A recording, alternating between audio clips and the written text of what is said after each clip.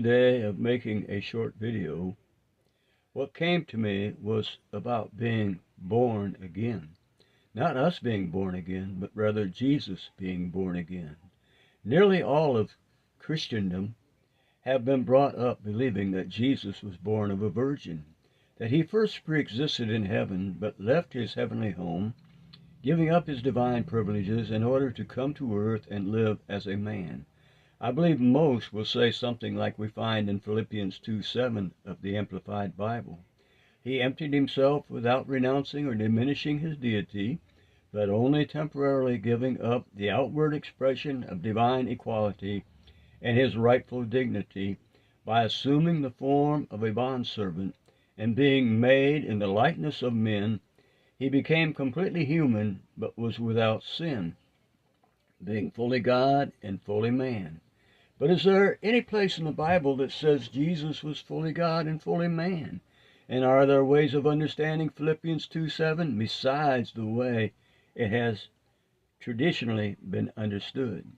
I believe the New Jerusalem Bible has some very good notes concerning this. For Philippians 2, verses 6 through 11, it says that this is probably an early Christian hymn quoted by Paul. It has been understood of Christ's kenosis in emptying himself of his divine glory in order to live a human life and undergo suffering. More probably, Jesus is here contrasted as the second with the first Adam. The first Adam, being in the form or image of God, attempted to grasp equality with God, and by this pride failed.